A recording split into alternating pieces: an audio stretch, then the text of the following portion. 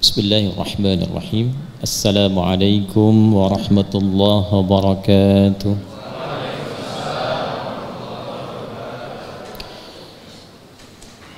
Alhamdulillahi rabbil alamin. Alhamdulillahi alim hakim, ghafurur rahim, rahmanir rahim, rahmanud dunya wa rahimul akhirah. Wassalatu wassalamu ala rasulillah Nabiyyina wa sayyidina Muhammad ibn Abdullah Al-Amin Al-Hakim wa salawatullahi alaihi wassalam at-tam wa ala alihi wa sahbihi wa dhurriyatihi wa ummatihi ila yaumiddin al-hakim fil mahkamati rabbil alamin wa ba'd. Yang kita hormati, kita muliakan dan semoga mendapatkan kemuliaan di sisi Allah Subhanahu wa taala.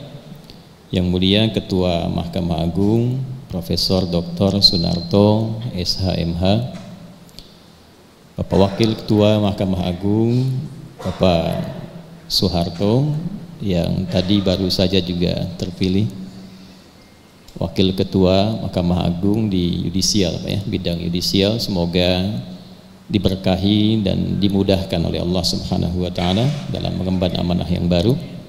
Seluruh keluarga besar di Mahkamah Agung, jamaah sekalian, baik para pejabat eselon 1, para karyawan, karyawati, dan semua kita tanpa kecuali, izinkan saya mengawali pertemuan kita hari ini dengan bermohon pada Allah Subhanahu wa taala, semoga siapapun yang terhubung dengan pengajian ini, baik di tempat ini ataupun tempat yang jauh, senantiasa diberikan kesehatan, kekuatan, dan bimbingan dari Allah Subhanahu wa taala supaya menjaga dan memiliki kemampuan untuk mengoptimalkan penjagaan amanah ini hingga ia wafat dan kembali kepada Allah dengan keringanan hisab insyaallah.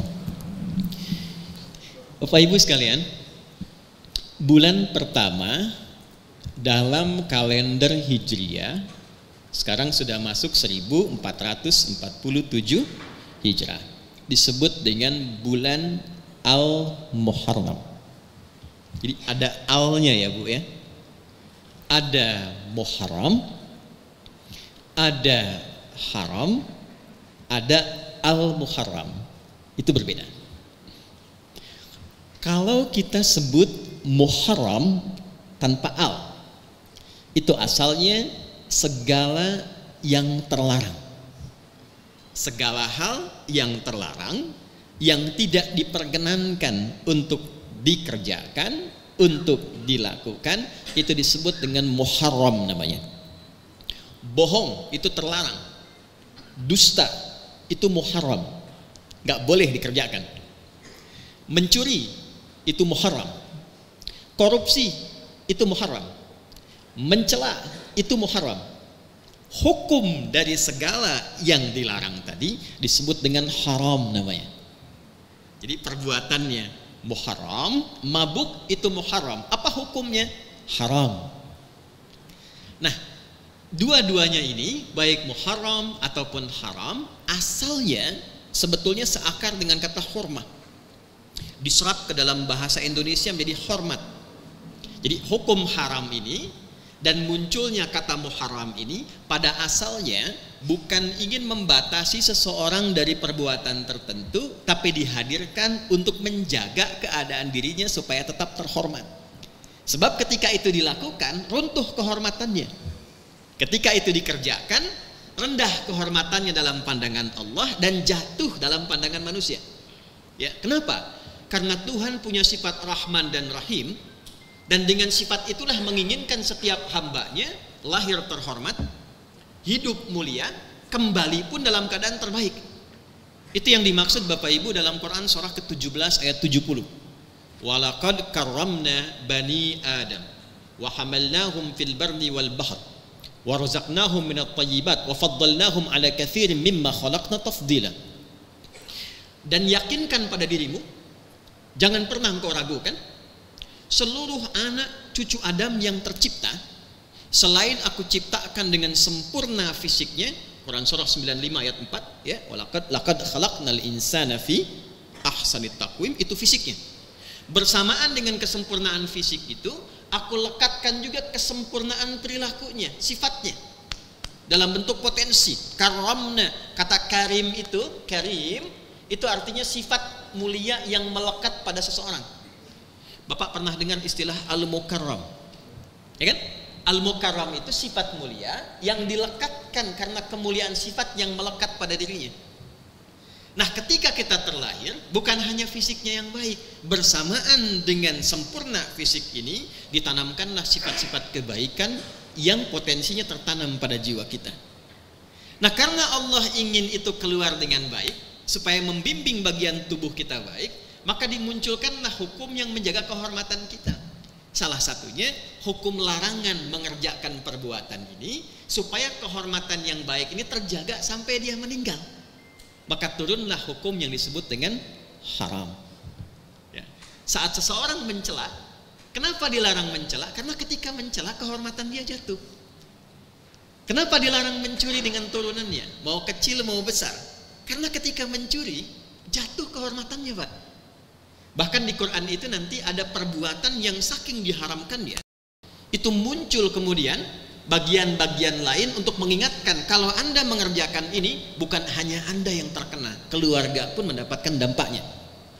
Misal kalau kita sekarang tarik ya kasus korupsi misalnya, ya itu bagian dari extraordinary crime yang nanti ditegaskan oleh Nabi, didokumentasikan oleh Imam Muslim dalam hadisnya, yang ketika dikerjakan itu ya misal terfikir untuk berbuat, itu dampaknya bisa kepada orang-orang yang hadir di sekitarnya. Ayahnya yang berbuat, anaknya yang kena resiko, ya suaminya yang berbuat, istrinya yang kena dampak. Nah, karena itulah kemudian muncul hukum haram supaya menjaga kehormatan itu dalam seluruh aspek kehidupan yang terkait dengannya. Kalau kita ingin memulai untuk mencoba memproteksi diri dari perbuatan-perbuatan yang meruntuhkan kehormatan kita, sehingga ketika yang salah ditinggalkan, yang soleh muncul, yang jelek ditinggalkan, yang baik muncul. Kan hukumnya begitu ya Pak ya, Bu ya, berlawanan kan? Kalau ingin jadi orang baik, yang tak baiknya jauhi kan? Ya kan? Orang bisa berkata baik karena kosakata yang buruknya dia tinggalkan, maka muncullah yang baik. Nah, maka ketika kita menginginkan segala yang muharram itu ditinggalkan sehingga mengangkat kehormatan kita dengan baik, maka waktu mengawalinya tambahkan huruf al, alif dan lam pada kata asalnya muharram, tambah di depannya dengan al menjadi al muharram. Kenapa bulan pertama di dalam kalender hijriyah disebut dengan bulan Al-Muharram? Untuk memberikan satu pedoman dengan kesan yang kuat pada diri setiap muslim. Jika engkau ingin menjalani kehidupan dengan baik, mendapatkan nilai kehormatan terbaik, maka mulailah kemudian dengan meninggalkan segala hal yang tidak baik yang berpotensi dikerjakan oleh dirimu dalam beraktivitas. Maka itulah bulan pertamanya disebut dengan Al-Muharram, nama tahunnya disebut dengan tahun hijrah. Bila kita ingin ikut ke dalam golongan orang hijrah itu, tambahkan ya sebelum huruf akhirnya, tetapkan tak marbutoh sebagai sifat penguatnya, maka berubah menjadi hijriyah, tahun di mana saya ingin ikut berubah, membawa resolusi yang terbaik untuk hidup saya supaya tampil terhormat, dan saya mulai dengan meninggalkan sifat dan sikap yang kurang baik yang meruntuhkan, berpotensi meruntuhkan kehormatan saya dalam kehidupan. Itu gambaran pengantar yang keduanya.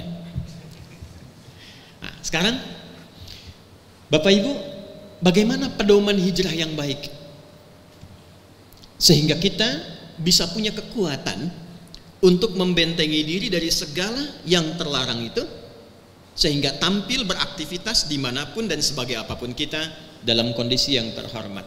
Maka muncullah kemudian bimbingan Nabi. Yang pertama saya buka dengan hadis dulu, di hadis Al-Bukhari nomor hadis yang ke-10 Kitabul Iman, didokumentasikan oleh Imam Al-Bukhari serta muridnya Imam Muslim bin Hajjaj dalam kitab sahihnya Imam Muslim nomor hadis ke-40. Sanadnya bersambung pada sahabat Abdullah bin Amr ibn al-As radhiyallahu taala anhuma dari Nabi sallallahu alaihi wasallam, beliau bersabda. Di sini kita mulai inti kajiannya. Al-muslimu man salimal muslimuna min lisanihi wa yadihi. Wal muhajir, ini poinnya, man hajara ma nahallahu anhu. Rawahul Bukhari wa Muslim. Al-muslimu, muslim yang sejati itu, yang ideal itu, ya, al itu punya dua fungsi, Pak. Bisa ta'rif, ma'rifah, mengkhususkan sesuatu. Bisa istighraq, mencakup seluruh hal tanpa kecuali. Ya. Hunalika sayyarah katsirah, di luar ada banyak sekali mobil. Saya ingin khususkan as-sayyarah, mobil yang itu, bukan yang lain. Kayak artikel the dalam bahasa Inggris, ya. There are so many cars outside. The car, mobil yang itu, bukan yang lain. Okay? Al-muslimu, orang Islam yang sejati itu, Islam tuh harusnya begini, Muslim tuh begini. Ya, di luar ini, ya, standarnya sebetulnya bukan standar Islam. Jadi kalau ada yang mengaku saya Muslim, izin ibu, kalau ada alif lam masuk ke kata dasar, itu mencakup laki-laki dan perempuan, tanpa harus pakai ta. Ya, jadi kalau kita ingin jadikan muslimah, misalnya khusus untuk gender, buang alif lamnya. Ya, untuk mengkhususkan yang perempuan bisa pakai alif lam, tapi kita buang dulu alif lam, jadikan ta di ujungnya. Misal muslim, ingin khusus perempuan, tambah ta di ujungnya, muslimah. Mukmin, mukminah. Ya, soim, dapat ya, soimah tuh. Tapi kalau pakai alif lam di depannya dan tidak ada ta-nya, itu mencakup laki-laki dan perempuan. Jadi mau Anda laki-laki, Anda perempuan, sepanjang Anda muslim, seharusnya karakter dasarnya ini.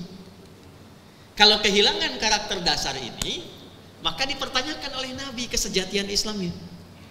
Nah, siapa orang ini? Man salimal muslimuna adalah man, siapapun, laki-laki, perempuan, besar, kecil, apapun jabatannya, bagaimanapun keadaannya, salimal muslimuna, dia punya kemampuan menghadirkan rasa aman, rasa nyaman bagi orang-orang yang hadir di sekitarannya, terutama saudara-saudarinya yang se-Islam.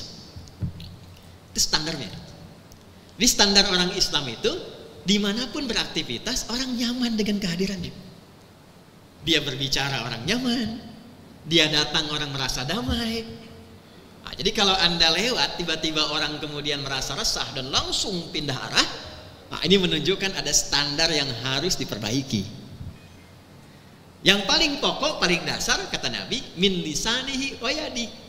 Ya, coba dikontrol yang paling utama, minimal lisannya sebagai juru bicara dari bagian tubuhnya.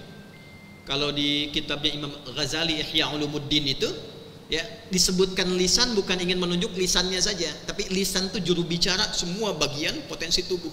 Keluarnya di sini.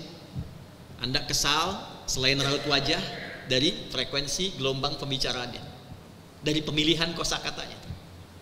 Kalau bicaranya bisa ditahan, ya, sekarang pindah, kata Nabi, wayadihi, kadang-kadang lisannya diam, tangannya gerak. Ibu bikin status dengan ininya kan, ya, lisannya diam tapi jemarinya itu luar biasa gitu. Nggak nyangka ya, lagi nyangka tuh. Ya, di orang yang bilang nggak nyangka sedang nyangka itu. Ya. Jadi standarnya adalah sebagai pribadi, orang Islam itu pribadinya pasti baik. Ya, itu dasarnya. Jadi kalau ada orang menjadi Muslim pribadinya tidak menjadi lebih baik, maka ada yang hilang dalam standar keislamannya. Bapak Ibu silahkan cek orang yang disebut jahiliyah itu. Jahiliyah itu kan puncak onar, Pak. Izin Pak, KMA itu, ya, jahiliyah itu gabungan antara sifat jahlun dengan jahil. Jahlun itu perilakunya, jahil itu orangnya. Jadi ketika digabungkan sosok jahil dengan jahlun menyatu jadi satu, ya, pelaku kriminal yang sangat profesional dan perfeksionis, ya, itu menjadi jahiliyah. Anda bayangkan? Saya beri ilustrasi ya. Kalau sekarang ada orang mabuk, Di jahiliyah itu pemabuk pemula itu 5 kali dalam sehari. Yang pemula, bayangkan yang profesional. Kalau ada pezina, saking komplitnya zina, hampir semua jenis zina itu bisa terjadi. Jahiliyah. Tapi ketika menjadi muslim, perhatikan transformasi kehidupannya. Yang pertama dikonfirmasi oleh Al-Quran, itu bukan berubah menjadi orang pintar, jadi kaya, jadi punya kedudukan, tapi yang pertama kali terjadi perubahan adalah berubah jadi orang baik, Pak, Bu. Bapak Ibu boleh cek, hampir semua ayat yang turun tentang dasar pendidikan keislaman, ukuran keberhasilannya itu bukan capaian pengetahuan, tapi akhlaknya. Anda boleh cek, penghafal Quran, maaf, itu bukan berapa juz dia telah hafalkan, bukan berapa banyak ayat dia kuasai. Konfirmasi pertama kali dari Allah dan Rasulnya ketika berhasil Qurannya, itu berapa banyak ayat yang merubah pribadinya menjadi lebih baik. Quran surah ke-35 misalnya ayat 32. Thumma awrathna al-kitaba alladhina astafayna min ibadina faminhum zalimun li nafsi wa minhum muqtasid wa minhum sabiqun bil khairati biiznillah dzalika huwal fadlul kabir. Ada orang-orang terpilih mendapatkan anugerah senang dengan Quran. Ada yang senang baca, senang kajian, senang ngaji, Bu, Quran, senang khataman, Pak. Ada yang senang menghafal. Tapi mereka terbagi 3 golongan kata Allah. Ada yang zalim, dia hafal Quran tapi tidak mengamalkan isi Qurannya atau bertentangan dengan Quran yang dia baca. Kata Al-Quran, jangan mencela, dia mencela. Itu zalimul li nafsi. Ya, zalim itu menempatkan sesuatu bukan pada tempatnya. Ini ada gelas, tempat menampung air minum. Di toilet itu ada gayung, tempat menampung air untuk mandi. Ada orang minum pakai gayung, mandi pakai gelas. Itu zalim namanya. Ada orang hafal ayat la yaskhar qaumin qaum, jangan saling mencela, dia mencela, itu zalim. Wa minhum muqtasid, ada yang paket hemat baru untuk dirinya. Ya, cirinya kadang maaf baca-baca mojo, nempel-nempel di dinding, baca. Tapi ketika diminta jadi imam, saya belum mampu, belum pada tempatnya. Itu paket hemat, muqtasid. Masih baik. Ya. Nah, yang ketiga dipandang berhasil, sabiqum bil khairati biiznillah. Yaitu ayat yang dia baca memengaruhi keadaan dirinya sehingga dia berubah menjadi pribadi yang lebih baik dari sebelumnya. Nah, ini yang menjadikan dasar seseorang itu sebagai standar dia menjadi muslim. Bapak lihat Umar sebelum masuk Islam. Ibu lihat Hindun sebelum masuk Islam. Bagaimana bengisnya, jahatnya dan sebagainya. Masuk Islam jadi orang baik, Pak. Jadi kalau kepribadiannya sudah baik, dititipkan apapun pasti jabatan itu akan diarahkan pada yang baik. Jadi hakim pasti baik, jadi pemimpin pasti baik, jadi ustadz pasti baik. Karena dasar kebaikan melekat pada dirinya, itu standar Islam. Jadi kalau dalam perjalanan setiap tahun, kemarin 1446, sekarang 1447, kita merasa ada yang kurang baik pada diri kita, maka kembalikan pada standar keislaman itu. Bagaimana caranya? Diteruskan kemudian hadisnya, wal muhajiru. Dan orang yang ingin memperbaiki dirinya dengan berhijrah kembali mendapatkan standar keislaman tadi, caranya, perhatikan kalimatnya, man hajara. Siapapun yang cepat memutuskan dia berubah menjadi lebih baik, manahallahu anhu, dengan cara dia berupaya mengoreksi dirinya, mengenali keadaannya, lalu merubah dirinya dari perilaku yang kurang baik menuju pribadi yang lebih baik. Berkumpullah di era Umar bin Khattab, diskusi bagaimana standar keislaman ini tentang hijrah menjadi bimbingan bagi setiap muslim di setiap awal beraktivitas sepanjang tahun. Maka diusulkanlah oleh sahabat Ali bin Abi Thalib singkatnya, bagaimana kalau kalender dalam Islam itu diberi nama dengan inspirasi hijrahnya Nabi, spiritnya membimbing lebih baik sehingga ditetapkan dengan nama Hijriyah. Setiap tahun, setiap waktu berusaha untuk hijrah menjadi lebih baik dan diawali dengan meninggalkan segala yang terlarang dalam kehidupan.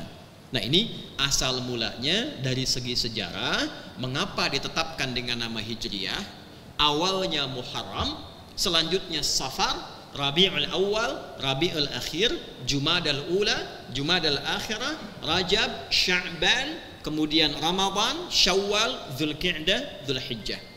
Walaupun nama ini sudah ada di zaman jahiliyah, ditetapkan dalam Islam, masuklah pada standar nilai dalam Islam. Tidak boleh ada nama, tidak boleh kemudian ada tata cara, kecuali punya makna di dalamnya yang mengembalikan kita pada nilai keislaman yang sejati. Pertanyaan pertamanya, ketika kita sudah memasuki bulan yang pertama ini, lalu Anda mengadakan acara memperingati bulan Al-Muharram, tahun baru Islam, apakah peringatan ini hanya sekedar acara seremonial yang mengonfirmasi kita duduk, tahu waktu sudah berganti, atau di dalamnya memang ada tuntunan yang harus mengembalikan kita pada jati diri Muslim yang sesungguhnya? Sekarang pertanyaannya, jika kita ingin mengeksekusi itu, bagaimana caranya? Nah, disinilah saya mohon izin untuk berdiri sedikit menguraikan. Ada irisan-irisan nanti yang berkesesuaian dengan tugas Bapak Ibu, baik di Masjid Al-Mahkamah ini ataupun di tempat mahkamah yang sesungguhnya Anda bertugas. Saya mohon izin sedikit berdiri, tapi sebelumnya saya bertanya, sampai jam berapa saya diberikan waktu untuk mengurai ini? Wah, ini KMA-nya bilang udah unlimited ya. Izin yang mulia ya, saya berdiri. Baik. Bapak silakan sampai sore, saya jam 2 pulang ya.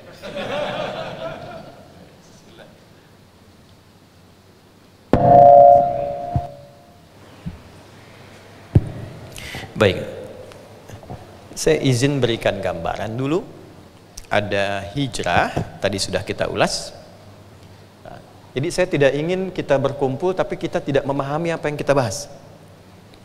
Termasuk ini kan ada kain kiswah.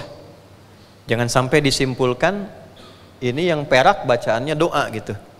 Ya, saya khawatir salah kesimpulan. Padahal kan ini bukan yang atas yang doa itu. Yang ini bacaannya suni'at hadhihi as-sittara fi Makkah al-Mukarramah. Paham? Tidak.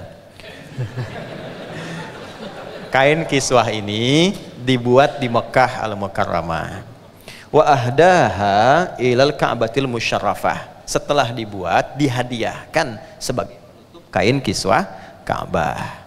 Kemudian Khadimul Haramaini Syarifaini Abdullah bin Abdul Aziz ya Ibnu Ali As-Su'ud ya taqabbalallahu minhu, ini sebagai amal jariahnya yang dipersembahkan oleh raja pada masa itu, pelayan 2 kota suci, yaitu raja siapa disebutkannya itu? Abdullah bin Abdul Aziz. Jadi kain kiswah ini di eranya Raja Abdullah bin Abdul Aziz.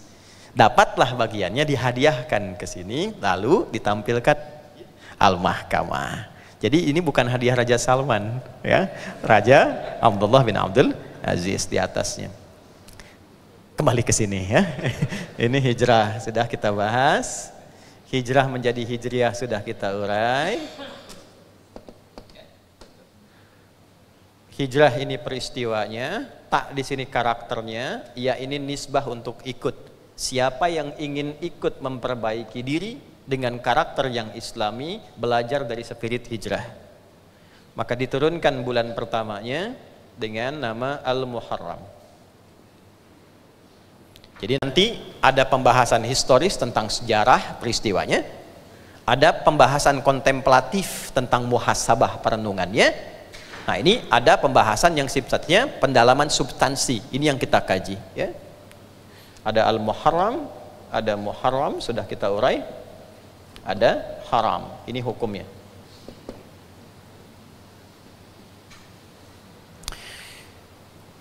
Jika kita ingin berhijrah, ikut memperbaiki diri sehingga bisa lebih baik dalam menjalani kehidupan, mulailah dengan meninggalkan segala yang dilarang sehingga kita terhindar dari perbuatan terlarang itu dan muncullah sifat-sifat terhormat dalam menjalani aktivitas.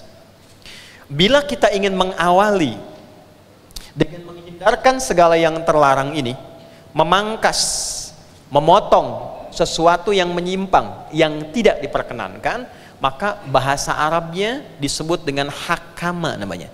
Upaya memotong, memangkas segala yang menyimpang, namanya hakat. Ya, kaf, mim, hakama. Jika ini melekat kepada pelakunya, orang yang berupaya memangkas segala hal yang menyimpang dari ketentuan yang terhormat, maka melekat pada dirinya sifat itu berubah namanya dari kata kerja, verb, fi'il, menjadi kata benda, isim, namanya hakim. Hakim. Jika itu dilekatkan menjadi bentuk profesi dalam keseharian terbawa, ya, pekerjaannya, profesinya, berupaya untuk memangkas segala hal yang berpotensi menyimpang dan meruntuhkan kehormatan, dipangkas itu sehingga tegak nilai-nilai yang baik dan penuh dengan kehormatan, maka berubah namanya, dipangkas di depannya alifnya, dipindahkan menjadi ya sebelum huruf akhirnya, menjadi hakim namanya. Ini dia, hakim. Jika dengan upaya itu dia kemudian melakukan analisis, melahirkan keputusan yang memastikan nilai-nilai penyimpangan itu dan membawa kepada nilai terhormat, maka berubah namanya menjadi qadhi. Kata kerjanya qadha,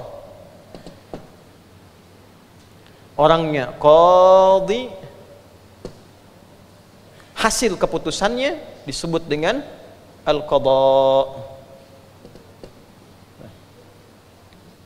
Oke, jadi kita temukan di sini ada hakim, ada qadhi, diterjemahkan dengan nama yang sama dalam bahasa Indonesia, hakim, yang memiliki kemampuan untuk menilai, memutus, melahirkan hasil yang meyakinkan untuk memastikan seorang terlepas dari nilai-nilai yang menyimpang.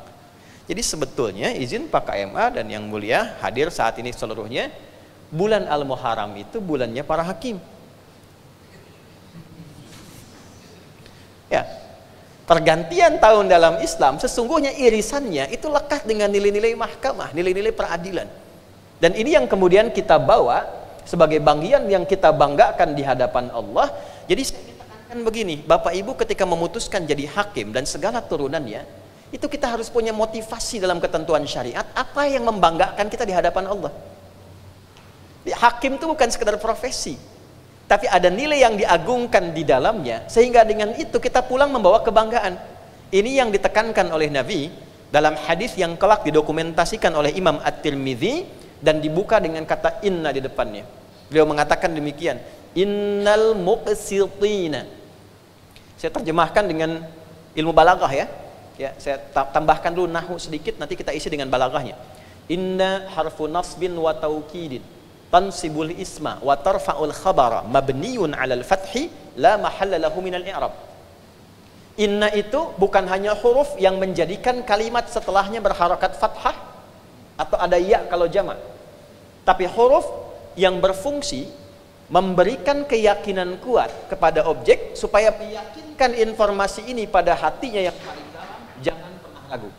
Perhatikan kalimatnya, innal muqsitina, kata Nabi, hei, yakinkan pada hatimu yang paling dalam, jangan pernah engkau ragu.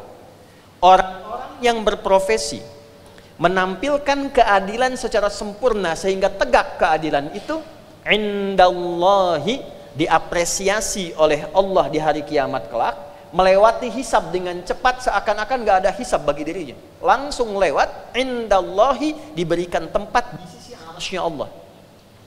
Belum selesai hadisnya, ala manabira min nurin, dibikinkan mimbar terhormat yang terbuat dari cahaya, karena dia bertugas di atas mimbar untuk menegakkan keadilan dengan membawa nilai-nilai ketuhanan yang baik, maka di akhirat ditetapkan di samping Allah, di samping arsy-Nya dibuatkan mimbar baru yang terbuat dari cahaya.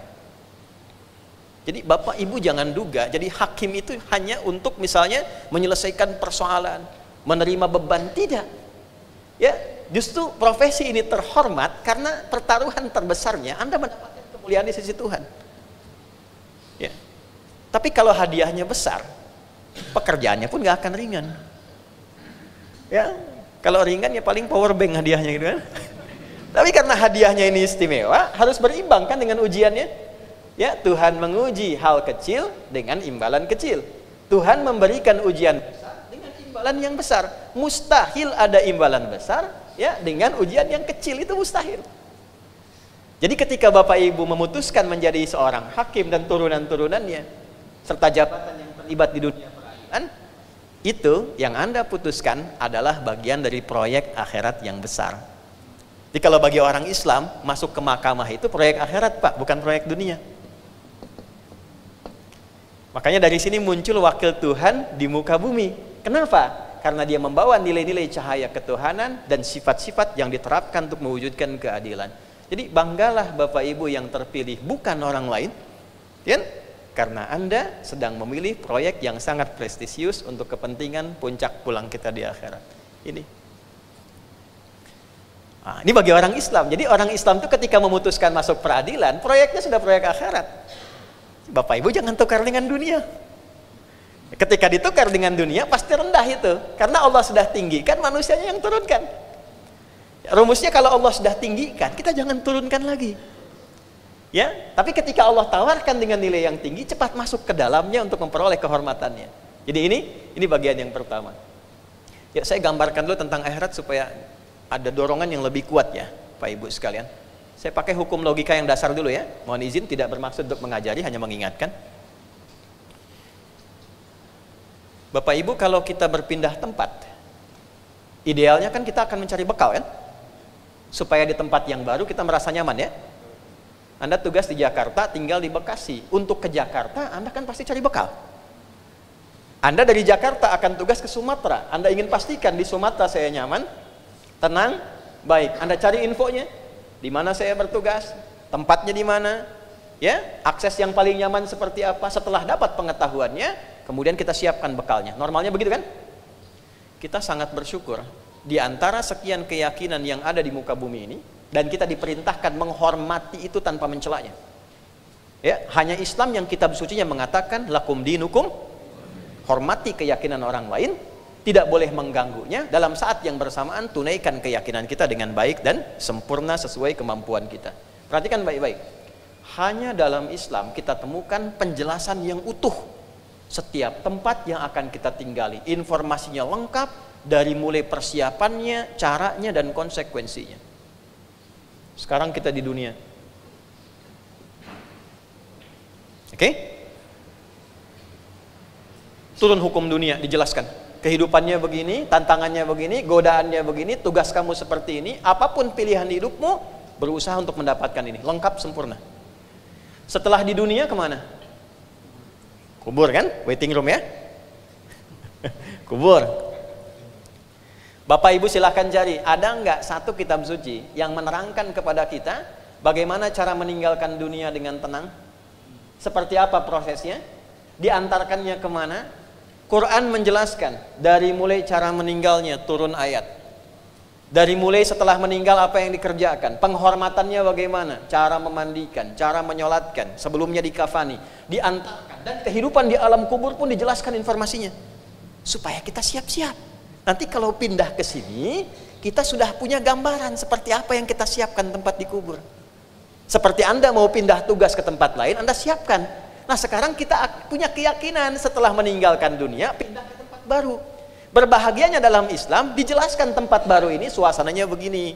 Afala ya'lamu idza bu'thira ma fil qubur.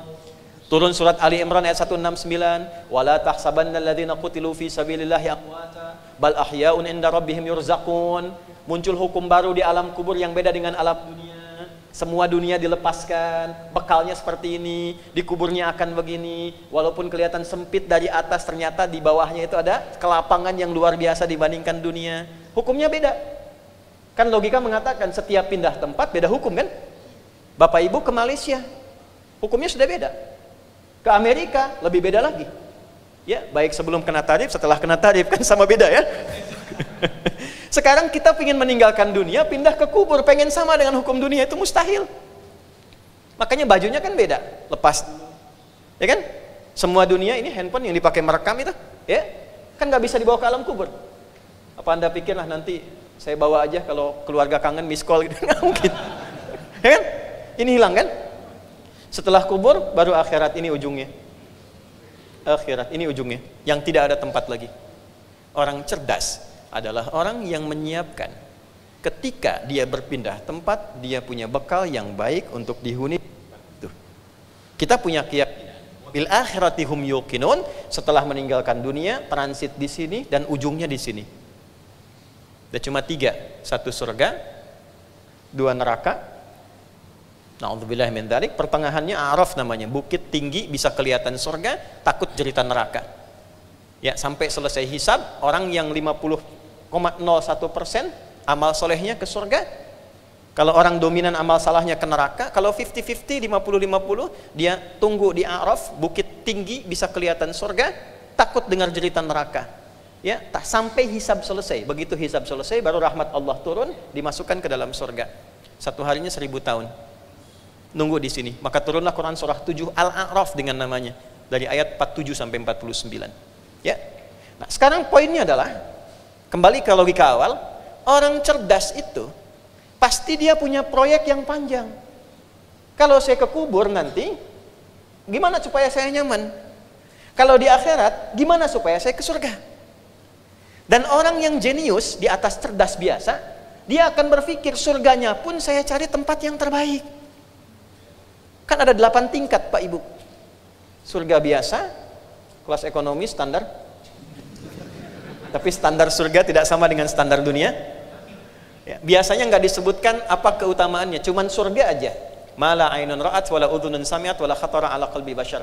Keindahannya belum sempat terungkap, tidak pernah terlihat sebelumnya, tidak sama dengan yang diceritakan, nyaris jauh dari lamunan kita. Itu yang paling standar. Baik ya? Ada orang Arab Baduy datang ke Nabi, di hadis Muslim, hadis ke-14. Ya, Ja'a Arabiyun, datang orang Arab Baduy ke Nabi berkonsultasi. Faqala, dia berkata, "Oh kama qala ya Rasulullah, dullani ala amalin yudkhilunil jannah." Ya Nabi, ajarkan saya amalan yang sederhana aja, singkat, padat, yang penting ke surga. Pintar ya Pak ya, Bu? Ya, modal sedikit keuntungan pengen banyak kan?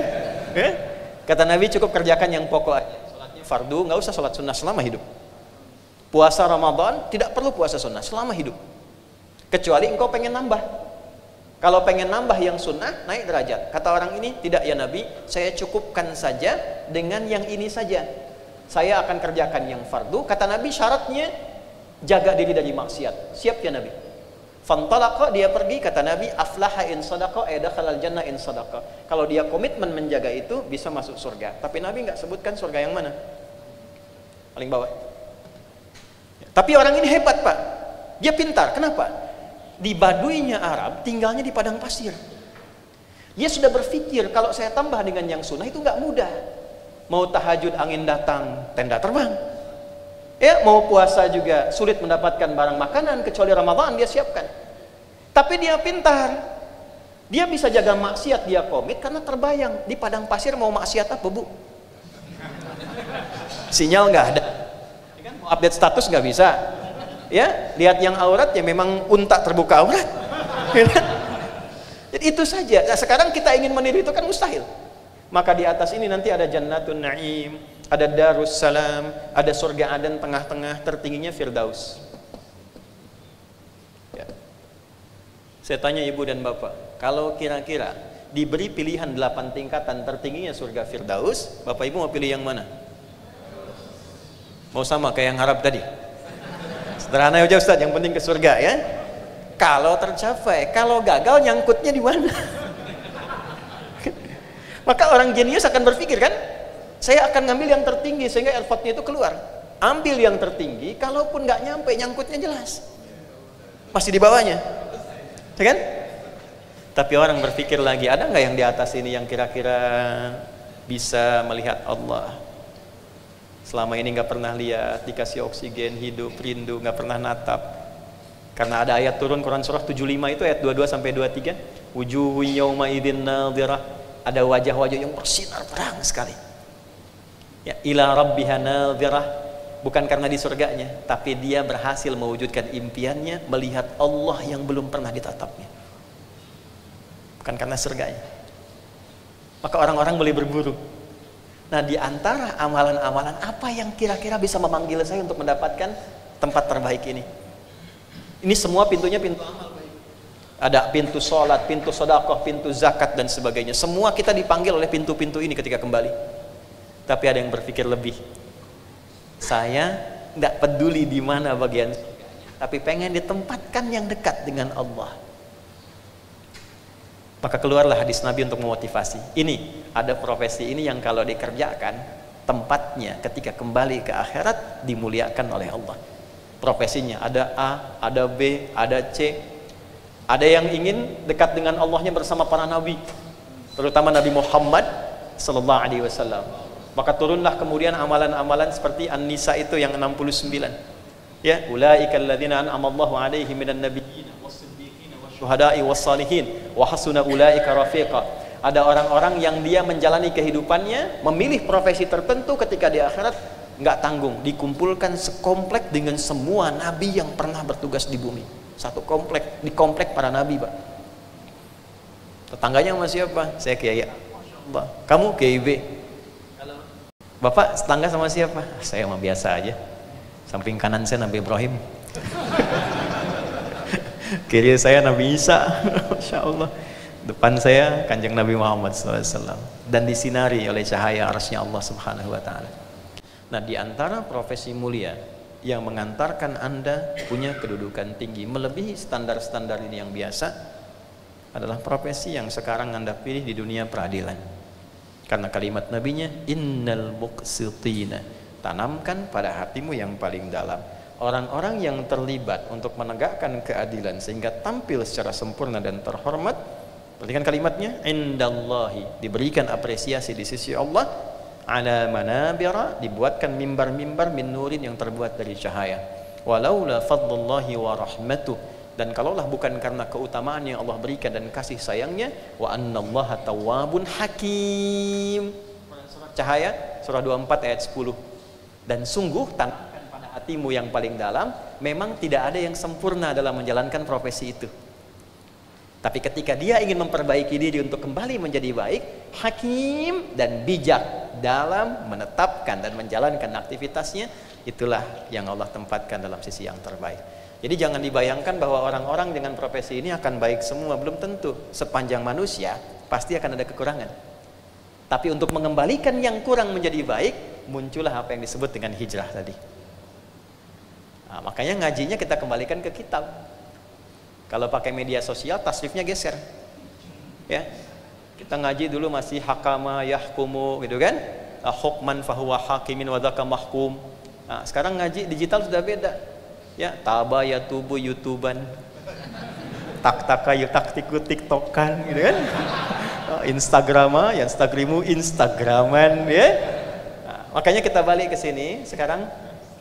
Masih ada waktu? Masih ya? Nah, ya 15 menit saya mulai. Nah, terusan berikutnya adalah jika saya telah memilih ini untuk investasi akhirat saya. Ingat, kalau kita pilih akhirat, dunia ikut, Pak. Yakinkan itu, Bu, ya. Kalau kita memilih akhirat, dunia pasti ikut. Ketika Anda memilih dominan dunia, akhirat tidak terlayani. Ya. Ayatnya di Quran surah kedua, ayat 200 sampai 201. Wa minan nasi may yaqulu rabbana atina fid dunya. Bukan, jangan ngarang, ya. Wa ma lahu min akhirati min khalaq. Wa ma lahu fil akhirati min. Dari sebagian manusia ada yang memilih beraktivitas untuk proyeksi dunia saja, maka dia mendapatkan dunianya tidak dengan akhiratnya. Wa minhum may yaqulu rabbana atina fid dunya hasanah wa fil akhirati hasanah wa qina adzabannar. Dan di antara mereka ada yang ingin keseimbangan. Dia menyiapkan proyeksi dunia akhiratnya, maka dia siapkan pekerjaan dunia untuk mengikuti ketentuan akhiratnya. Maka dunia otomatis ikut. Jadi jangan kira ketika Bapak Ibu niatkan, saya pengen jadi hakim supaya Allah ridha, dunia nggak dapat, mustahil nggak dapat, pasti dapat. Saya memilih jadi ustadz, apa kehilangan dunia? Tidak. Tapi kita tidak membawa keustadan kita untuk memenuhi dunia, tidak. Ya, bawa nilai ini kepada nilai-nilai akhirat, dunia ikut dengan sendirinya. Bahkan kalau dijadikan kecil, demi apa saya katakan dijadikan kecil? Ya, ini dari kepala sampai ujung kaki, saya nggak beli, Pak. dikasih hadiah, kacamata hadiah, pakaiannya hadiah, sampai ujung kaki, sampai kaos kaki, sepatu, kendaraan yang dibawa dalam hadiah itu saking kagetnya mic aja berubah ke suaranya. Nah, jadi dunia pasti ikut. Jadi jangan tanamkan pada diri Bapak Ibu ketika sudah Allah tinggikan menjadi hakim, terus Anda geser orientasinya ke dunia, itu merendahkan apa yang Tuhan sudah tinggikan. Ya. Nah, ini dulu motivasi awalnya. Allah sudah tinggikan derajat kita, maka jangan diturunkan dengan nilai-nilai duniawi yang tidak sementara, tidak seberapa. Dan pada akhirnya kita tinggalkan. Nah, untuk menguatkan itu bukan sekedar motivasi, tapi menjadi lentera yang membimbing kita, maka diturunkanlah panduan dalam Al-Quran. Kalau engkau memilih profesi hakim ini, yang engkau hadapi seperti ini, karakternya akan begini, tantangannya akan begini. Nah, di antara panduan itu, saya ingin menurunkan beberapa ayat saja, sesuai dengan alokasi waktu yang kita bisa dapatkan di hari ini. Baik, karena unlimited waktunya, maka saya bisa turunkan lebih banyak. Bismillah. Izin ya Bu, Pak, saya coba hapus sedikit dulu. Ini kajian spesial hari ini ya. Ya, saya datang sendiri, terangkan sendiri, tulis sendiri, hapus sendiri.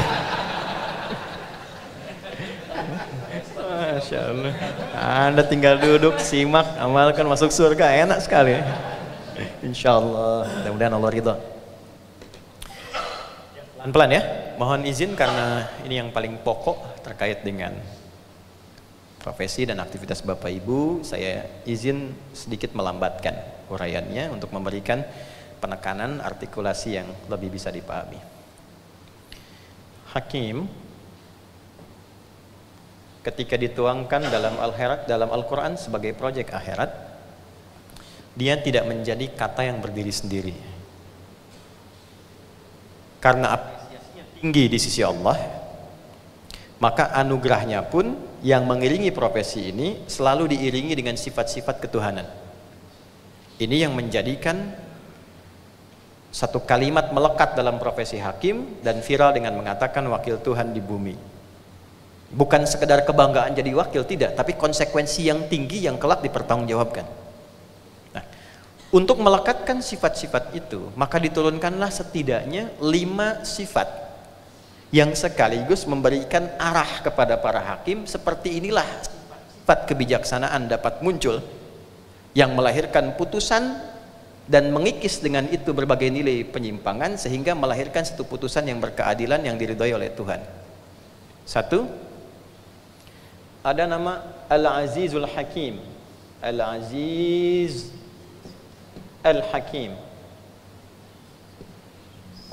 Kata hakim yang diawali dengan kata Al-Aziz disebutkan setidaknya 29 kali dalam Al-Quran.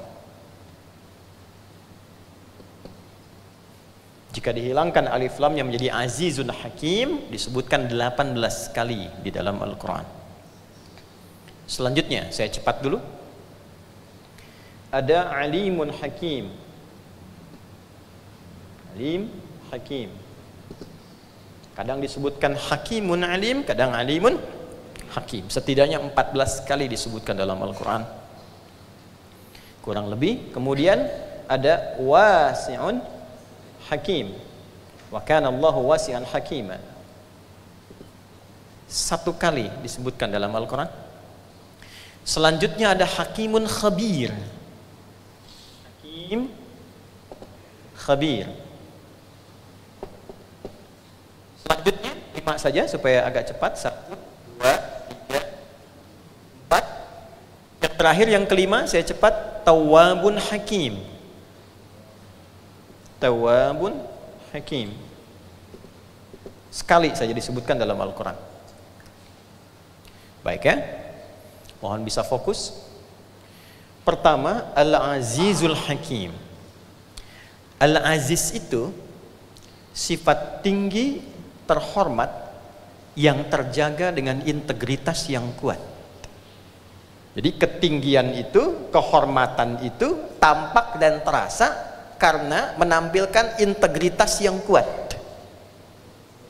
Baik, Allah disebut dengan Aziz karena ia satu-satunya Tuhan yang menampilkan sifat integritas yang sangat kuat dengan ketuhanannya, sehingga ia selalu tampil tinggi dan terhormat di segala aspek. Allah itu kalau sudah menetapkan sesuatu, semua nilai-nilai yang terkait di dalamnya itu pasti berkeadilan, sesuai dengan keagungan, ada sifat ketuhanan, sehingga integritasnya sebagai Tuhan terjaga dengan sempurna.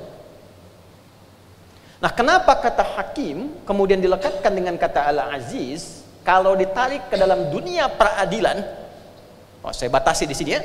Nah, maka hal pertama yang Bapak Ibu hadapi itu dalam meneliti, memberikan putusan, mendalami, tantangan pertama yang dihadapkan untuk menjaga kehormatan Anda sebagai hakim adalah menampilkan dan mempertahankan integritas. Hakim yang pintar dengan pendidikan yang kuat, status yang tinggi, tanpa integritas, maka jatuh kehormatannya. Itulah sebabnya kata azizun hakim itu tidak pernah tertukar. Tidak ada di Quran hakimun aziz, itu nggak ada. Selalu azizun hakim, al-azizul hakim. Kalau yang ini bisa alimun hakim, hakimun alim. Bisa ditukar, tapi yang ini tidak. Ya, tidak. Kenapa? Karena integritas itu tidak bisa ditukar, tidak bisa dibeli di apapun, dan itu standar pertama terhormatnya seorang hakim. Itu aspek awal. Itulah ada yang menghitung dari sisi numerasinya kenapa disebutkan 29 kali. Ya, kalau dalam kalender Islam kan yang terendah 29 hari, Pak. 29 sampai 30 hari. Ya, maka berapa lama pun dia menangani kasus, sedang menangani perkara, tidak menangani perkara, maka yang tertinggi pada dirinya adalah bagaimana dalam setiap hari dia bisa menjaga integritasnya sehingga tampil terhormat dalam keadaan apapun. Satu. Sekarang pertanyaannya, sifat itu bisa tampak kalau ada alat ujinya kan? Sifat ujinya. Makanya di Quran yang baik ada takwa, alat ujinya fujur, nama lainnya nafsu. Jadi kalau misalnya ada jujur, pasti dibuat lawannya. Ya, apa lawan dari jujur? Hah? Dusta kan? Baik ya? Nah, ada sabar, ada lawannya amarah. Amarah diciptakan bukan ingin membuat manusia itu jadi pemarah, bukan. Tapi untuk menguji supaya sabarnya muncul. Sebab kalau tidak ada sabar, tidak akan diketahui Bapak Ibu. Kalau tidak ada amarah, tidak akan diketahui adanya sabar. Coba tes Bu ya. Suami pulang ke rumah, ibu ada di rumah. Nggak ada angin, nggak ada hujan, nggak ada apapun. Ibu bilang sama suami, sabar ya Pak, sabar gitu. Paling suami bilang kan, mama sehat. Kan mesti ada alat ujinya dulu kan? Ya, ada amarah keluar, begitu amarah diciptakan bukan ingin menjadikan suami pemarah, bukan. Tapi supaya kesabaran pada diri ibu itu tampil dan menguat, karena ada masalah di depan yang lebih dari sekarang yang harus dihadapi. Kalau tidak ada kesabaran yang lebih dibandingkan hari sekarang, tidak mudah mengatasi yang esok. Itu dasarnya. Baik ya, jadi berbahagialah kalau suami ke rumah misalnya dalam keadaan marah. Itu tandanya bukan ingin menjadikan amarah ditumpahkan pada ibu, tapi supaya kesabaran yang ada pada diri ibu itu muncul. Memang ini bahasan yang mudah diungkapkan, tidak mudah dipraktekkan. Ustadz juga sama Pak, sama Ustadz. Makanya jarang Ustadz bahas ini ada istrinya, itu jarang. Ini live nggak? Aman ya? Oh, live streaming ya? Oke, itu gambar. Jadi gambarannya selalu lawan aja. Ya, cemberut lawannya apa? Senyum kan? Nah, Bapak pulang ke rumah, lihat istri cemberut. Ya, cemberut diciptakan bukan ingin membuat istri itu tampil kusut, tapi supaya Bapak senyum. Gampang kan? Waalaikumsalam Mama. Kayaknya kenal. Nah, kasih gelang 2 kilo, selesai masalah tuh. Nah, dengan hukum itu kita bawa nih Pak. Ini nggak akan ketahuan integritas ini kalau nggak ada ujiannya. Alat ujinya apa? Kemudian tantangan di Quran surah kedua di Al-Baqarah ayat 188. Quran surah 2 ayat 188. Ini ujian integritas pertama. Dan ini pasti terjadi Pak. Dari zaman dulu kenapa ada ini? Karena pasti terjadi. Ini ditampilkan bukan ingin menjatuhkan kehormatan Anda, tapi untuk menampilkan kebanggaan profesi Anda sebagai hakim yang memiliki integritas di hadapan Tuhan. Perhatikan kalimatnya. Wala ta'kulu amwalakum bainakum bil batil wa tudlu biha ilal hukam. Jamak dari hakim. Litakulu fariqam min amwalin nasi bil ithmi wa antum ta'lamun. Nah, karena belum tahu artinya, kita biasa-biasa saja. Nanti setelah saya terjemahkan, baru jadi luar biasa yang berdampak pada jiwa. Wala ta'kulu amwalakum bainakum bil batil. Dan janganlah kalian saling berlomba untuk mendapatkan harta dengan cara menyimpang. Wa tudlu biha ilal hukam, dan mendapatkan harta dari hasil penyimpangan ini supaya bisa ditransaksikan ke dalam sebuah perkara, dan membawa itu tudlu itu dari kata dalun, sedikit-sedikit dimasukin kepada para hakim untuk memenangkan perkara Anda. Litakulu fariqam min amwalin nasi bil ismi, supaya perkara Anda dimenangkan oleh hakim itu dengan memberikan bagian tertentu, dan Anda sadar sebetulnya itu salah dan dosa. Wa antum ta'lamun, sudah tahu salah dikerjakan. Es batu ditiupin tuh, ya. Yuk kita lihat nih. Nah, jadi diam kan? Ini ujian pertama nih. Jadi ujian pertama bagi para hakim untuk menguji integritasnya, akan ada pihak-pihak berperkara berusaha menemui bapak dan ibu di level manapun. Baik itu pengadilan yang paling dasar, naik kemudian pengadilan tinggi, sampai kemudian kasasi ke MA dan sebagainya. Akan ada upaya-upaya yang berperkara mendapati peluang untuk menemui bapak ibu. Ya, urusannya apa? Menguji integritas bapak dan ibu. Gitu. Nah, itu ujian pertama kita. Dan kalimatnya menggunakan waktu dulu dari kata dalwun. Kalau nimba itu kan pelan-pelan, nggak mungkin langsung kan? Mereka nggak akan masuk secara langsung, Pak. Ketemu bapak ibu tuh, pelan-pelan ngelihat celahnya. Kalau bisa langsung lihat siapa yang di sampingnya. Ya, makanya kenapa ada lontar jumroh 3 kali. Ya, Nabi Ibrahim sendiri lontar pergi datang ke istri nggak kena datang ke anak, gitu kan? Itu kan filosofinya dalam haji itu. Kenapa dilontar itu? Ya, melontar segala potensi dari diri kita yang memungkinkan kita menyimpang. Kalau bukan dari kita itu, ya, aqobah, maka usto, sekeliling terdekat. Kalau bukan usto yang terdekat, itu ula yang terjauh tapi punya akses ke kita. Maka berhati-hatilah ketika ada orang-orang berperkara ingin datang menemui Anda, maka itu tanda pertama yang dihadirkan oleh Allah untuk menampilkan integritas yang sudah Allah jaga. Jadi kalau sudah Allah jaga, bapak ibu kemudian jangan ungkap. Itu konfirmasi tertinggi. Ya? Ini poin dasarnya ini yang pertama. Jadi ketika itu dihadirkan 29 kali di dalam Al-Quran, boleh jadi Anda tidak memegang perkara, boleh jadi Anda tidak mengurus perkara, tapi akan ada ujian di waktu-waktu kita berkehidupan selama 29 hari, orang-orang yang mencoba meruntuhkan integritas kita sebagai hakim. Tuh.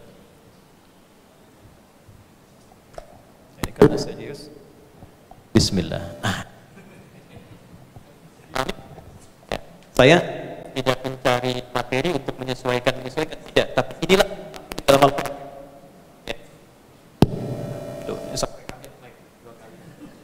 Ini satu. Teruskan.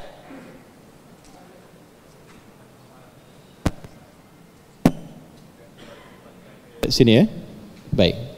Saya kira di sini lebih terdengar ya. Baik. Jadi ini yang pertama, Pak.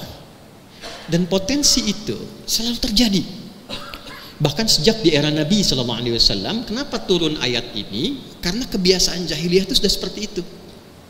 Dan ada provokasi yang memang setan kemudian datang untuk membawa nuansa itu dengan tersembunyi, ya, menggoda pada jiwa kita. Nah, disinilah kemudian turun ayat-ayat untuk membimbing. Bagaimana ketika diangkat, dilantik, disumpah dengan Quran diletakkan di kepala kita, dan saat ujian integritas itu tiba, kita sudah punya perisai dalam diri untuk mudah mengesampingkan itu dalam kehidupan, berapapun nilai yang dibawa. Maka turun beberapa ayat untuk memberikan penguatan pada diri kita. Contoh, saya berikan sebab turunnya dulu. Ibu kenal nggak? Ada sahabat Nabi namanya Abu Hurairah. Kenal di mana, Bu? Nah, dengar ya.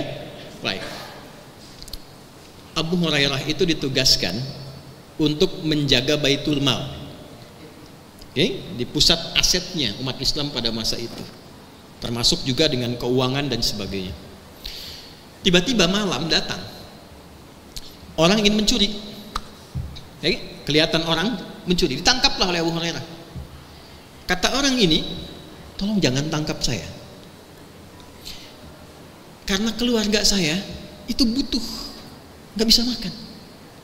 Oh, saya nggak percaya, saya bawa dulu ke hadapan Nabi, nanti dihukumi oleh Nabi. Jadi Nabi hakim tertinggi pada masa itu, dihukumi oleh Nabi, baru Anda bisa saya lepas. Ya, maka apa yang terjadi kemudian? Tolonglah dia mengibak lagi. Ketika mengibak kemudian lengah, lari orangnya. Dilaporkan peristiwanya kepada Nabi. Kata Nabi begini, dia pembohong, malam ini pasti dia akan datang lagi. Oke? Malam ini pasti dia akan datang lagi. Betul, malamnya datang. Sudah ketika datang langsung ditangkap gitu, karena sudah tahu informasi dari Nabi. Ketika kemudian ditangkap, udah, kamu jangan bicara apa-apa lagi, karena Nabi katakan kamu pembohong. Saya akan bawa engkau ke hadapan Nabi. Perhatikan yang paling dahsyatnya, tolong jangan bawa saya ke Nabi. Saya akan berikan kepada Anda hadiah informasi satu ayat yang kalau Anda bisa bacakan ini, setan akan lari meninggalkan Anda. Perhatikan poinnya Bapak Ibu, ya. Nanti kita akan tahu bahwa ini setan yang menyamar, oke? Tapi poinnya adalah ini setan yang menyamar, tapi setan ini tahu kebiasaan orang, dan dia masuk dengan kebiasaannya. Gratifikasi, Pak, tidak harus selalu uang. Setan tahu kebiasaan manusia itu senang apa. Abu Hurairah itu seorang pembelajar ulung, lebih senang ilmu ketimbang harta. Beda mungkin menggodanya ketika dengan Utsman, dengan Abdurrahman bin Auf. Karena tahu ini senang ilmu, maka gratifikasinya masuk lewat ayat yang belum dia tahu. Bayang ya? Kebayang tuh bagaimana? Makanya di dalam bahasa Yunani, kenapa disebut dengan diabolis yang kelak menjadi iblis? Diabolis itu asalnya sifat intelek jenius yang menyimpang dengan intelektualisasi. Ya, jadi iblis itu kenapa disebut iblis? Karena dia punya kepandaian tingkat tinggi untuk menggoda, cuma diarahkan kepada yang menyimpang. Dan saking dia pintarnya, dia tahu kebiasaan si fulan itu apa. Ya. Jadi begitu kemudian ditampakkan itu, kaget Abu Hurairah karena baru dengar ini selama ini. Dalam kagetnya lepaslah kemudian tangkapannya itu, pergi. Maka diadukan kepada Nabi esoknya. Saya sudah katakan padamu, ya, dia itu pembohong. Ya, tahu nggak siapa itu? Tidak ya Rasulullah, Allah dan Rasulnya yang tahu. Itu setan yang sedang menyamar. Walaupun perkataannya itu betul, tetap dia salah, kata Nabi. Tetap dia salah, walaupun perkataannya apa? Betul. Yang diajarkan itu ayat kursi, Pak. Ayat kursi Al-Baqarah 255, Quran surat 2 ayat 255. Jadi ketika dibacakan, kaget, bengong, pergi setannya. Setan sendiri mengatakan kalau dibacakan itu, setannya lari. Nah, bayangkan. Ya. Jadi ketika Anda ditugaskan, salah satu ayat yang dihadirkan dalam Al-Quran, biasakan malam baca itu. Sebelum ada putusan, menangani perkara, bacakan itu. Iringi dengan Al-Fatihah, iringi dengan Al-Baqarah 3 ayat terakhir, 284, 285, 286. Itu diantara proteksi terbaik. Jadi Al-Fatihah 3 akhir dari surah Al-Baqarah, 3 ayat terakhir, ayat 284, 285, 286. Jadi maksudnya apa? Di ayat 284 itu kita menyerahkan semua hal daya upaya kita kepada Allah penguasa langit dan bumi. Ayat 285 kita mengikuti putusan yang berkeadilan berdasarkan sunnah para nabi. Ayat 286 kita memohon kalau ada yang salah dalam putusan, Allah tidak menghukum. Ya Rabbana la tu'akhidna in nasina aw akhtana. Kita awali dengan la yukallifullahu nafsan illa. Kalau dibawa ke dunia peradilan, ya Allah, tidaklah aku menjalani ini kecuali Engkau yang telah menetapkan. Aku berusaha memutuskan sesuai kemampuan yang Engkau titipkan padaku. Laha ma kasabat wa 'alaiha mak tasabat. Kalau ada kebaikan kau kirimkan pahala, kalau ada keburukan pun berpotensi dosa. Aku tak mau berdosa ya Allah. Rabbana la tu'akhidna in nasina aw akhtana. Kalau dalam putusanku ada yang salah, karena keliruku, karena lupaku, karena tipis ilmuku, jangan hukum aku dengan sifat alfaku itu ya Allah. Rabbana wa la tahmil alaina isran kama hamaltahu 'alal ladzina min qablina. Ya Allah, jangan Engkau berikan kepadaku tanggungan beban dari satu persoalan yang sangat besar seperti Engkau berikan kepada orang terdahulu dan tidak lulus menjalani itu. Rabbana wa la tuhammilna ma la taqata lana bi. Ya Allah, jangan timpakan kepadaku beban satu hal yang tidak sanggup aku kerjakan. fa'fu anna, kalau salah mohon maafkan, waghfir lana, kalau dosa mohon ampuni, warhamna, dan dengan pengampunan itu tetap sayangi aku ya Allah, wansurna 'alal qaumil kafirin, dan jaga aku dari golongan-golongan yang bisa menyimpangkan dari tugas dan kehormatan. Baca. Baca, Pak. Ya, jadi kalau ada satu godaan menguji integritas, bacakan ayat kursi. Kalau masih dia nekat, jangan sekedar lempar dengan ayatnya, lempar dengan kursinya sekalian.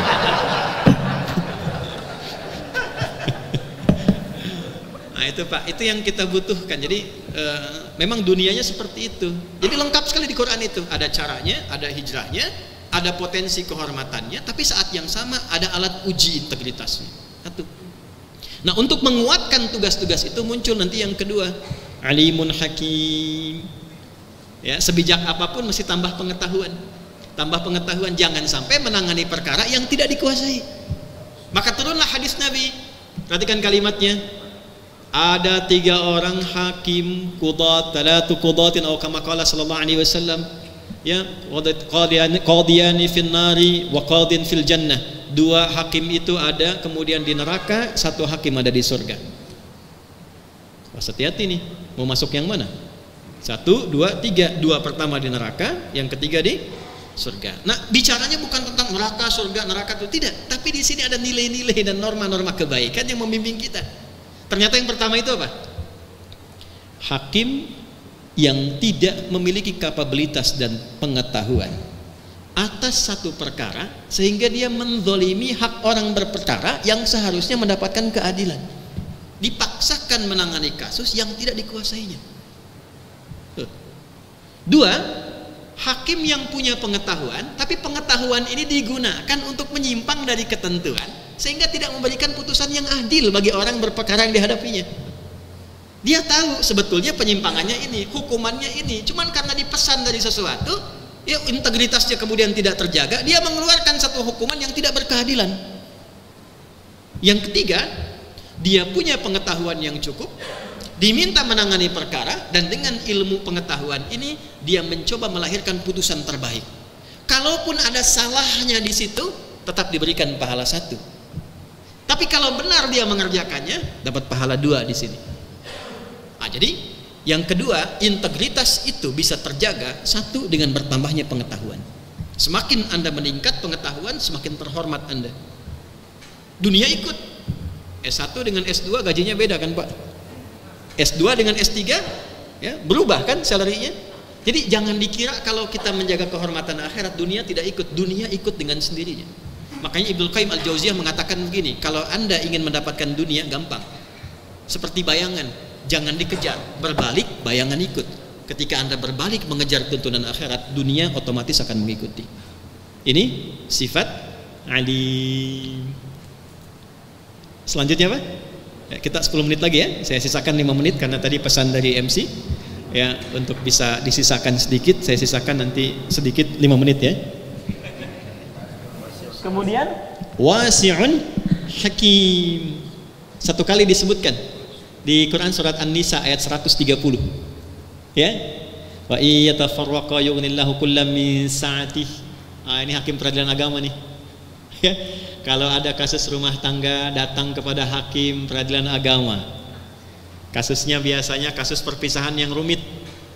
Ya, yang tidak bisa ditangani oleh 2 sisi. 1 pasutrinya, yang kedua oleh orang sekitaran di keluarganya, dari walinya. Maka akhirnya datang ke hakim.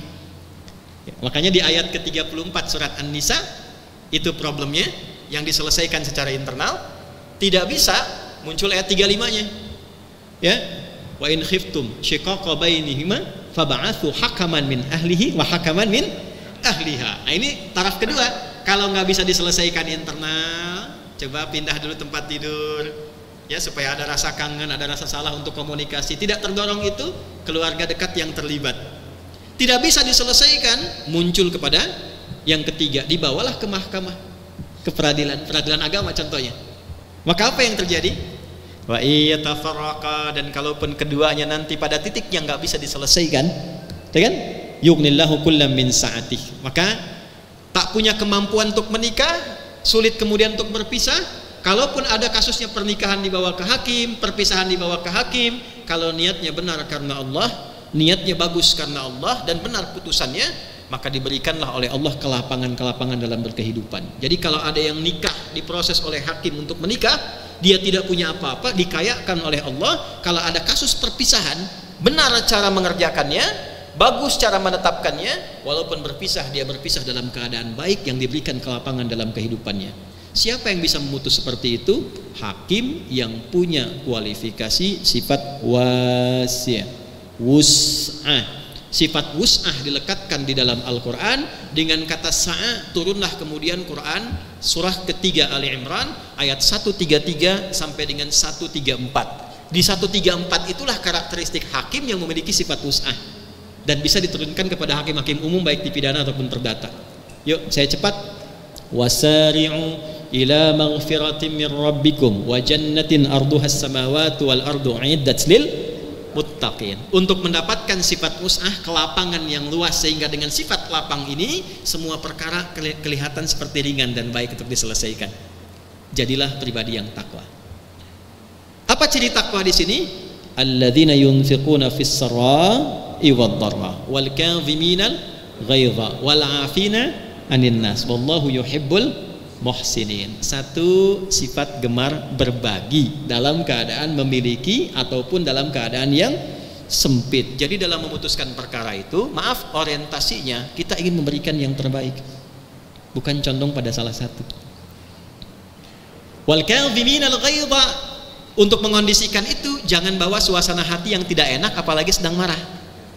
Izin Pak, kalau sedang punya masalah jangan tangani perkara dulu, nanti hatinya tidak luas. Kalau tidak luas, putusannya pun pasti tidak akan komprehensif dan bijak. Wal kadhiminal ghaidha, dia sanggup menahan amarah. Wal 'afina 'anil nas, dan berharap orang menjadi baik. Itulah sifat keluasan seorang hakim, ingin menjadikan bukan memenangkan perkara. Salah kalau menangkan perkara. Ya, poin tertingginya orang berubah menjadi baik sehingga kesalahannya termaafkan dan berubah kemudian dia menjadi pribadi yang lebih mulia.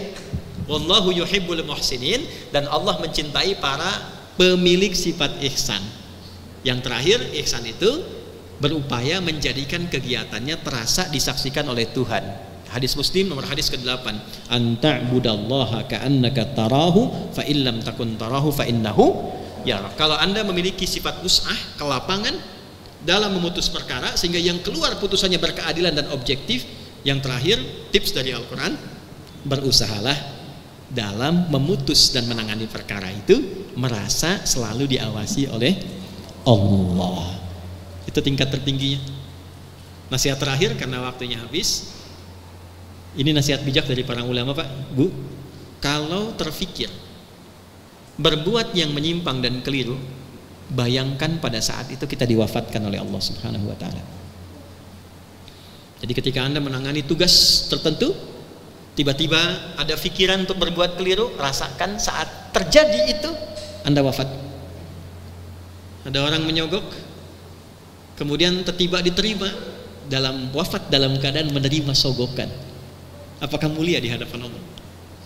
Tapi yang dahsyat, tangan yang biasa dipakai sholat, tanha anil fahsya wal munkar, tiba-tiba datang orang, Pak, kalau Bapak bisa bantu Pak, nah ini ada rizki sekian, maaf ya, jari saya jari tahiyat tidak akan pernah dipakai maksiat. Itu integritas nomor 1 yang terkoneksi pada Tuhan. Tapi yakin orang seperti ini gak akan putus pada saat itu, dia akan balik lagi. Dia akan katakan kembali, Pak, informasinya naik Pak, jadi sekian tambahannya. Tunggu ya, saya istiqoroh dulu. Gak ada istiqoroh dalam maksiat ya. Nah, maka momentum hijrah itu bukan sekedar peringatan tahun baru, ada irisan tentang dunia peradilan di dalamnya. Bagaimana ketahanan, kebaikan, keamanan, kenyamanan itu bisa tercipta? Salah satunya di tangan hakim yang berkeadilan, yang menegakkan nilai-nilai kehakiman dengan spirit hijrah, dan itu dimulai dengan al-muharram, berkomitmen untuk mencegah segala hal yang tidak beririsan dengan nilai-nilai kebaikan, baik itu sifat-sifat transaksional yang menguji integritas, meningkatkan pengetahuan untuk bisa menempatkan keadilan, dan yang terakhir terhindar dari berbagai macam kesempitan dengan meluaskan sifat-sifat pada hatinya dan dirinya sehingga bisa membaca segala hal dalam keadaan bijak dan baik. Terakhir, saya tutup dengan hadis Nabi sallallahu alaihi wasallam yang tercantum dalam hadis riwayat Muslim, dan ini yang sering dikutip ujungnya saja. Awalnya jarang dikutip. Ayyuhan nas, wahai seluruh manusia, qad ahlakal ladzina min qablikum, atau fi riwayatin ukhra qad ahlakal ladzina qablakum. Ya, atau kama qala Rasulullah sallallahu alaihi wasallam, hai manusia, banyak kecelakaan terjadi, banyak ketidakstabilan terjadi, banyak orang-orang dulu hancur dan musnah itu karena perilaku yang terjadi pada putusan-putusan yang tidak berkeadilan. Perhatikan kalimatnya. Idza saraqas syarifu minhum, maka apabila orang yang punya kelebihan harta, kedudukan, kehormatan dan sebagainya melakukan tindakan penyelewengan, falam yuqimu alaihi, maka hukum tidak ditegakkan dengan baik. Fa idza saraqa minhumud dha'ifu, tapi kalau yang lemah melakukan satu penyelewengan, fa aqamu alaihi, maka tegas sekali itu kemudian diberikan penindakan. Biasa disingkat dari sebuah kata-kata menjadi tumpul ke atas, tajam ke bawah. Itu bagian dari makna hadis Nabi sallallahu alaihi wasallam. Maka jika negara ingin stabil, keamanan didapatkan dengan baik, salah satu yang paling berperan adalah nilai-nilai keadilan ditampakkan dalam dunia mahkamah, sehingga dengan itu ada kepastian hukum yang menjamin hak-hak warga negara, dan terciptalah kemudian satu dari 3 pilar utama kebaikan dan stabilnya satu negara dan negeri itu. Apa itu? Satu adalah nilai keamanan dan ketertiban, yang kedua adalah stabilitas ekonomi, yang ketiga adalah kuatnya nilai spiritual. Alladzi at'amahum min ju' wa amanahum min khauf. Diawali falyabudu rabb hadzal bait. Ini 3 pilar dari stabilitas suatu negara dimanapun dia berada.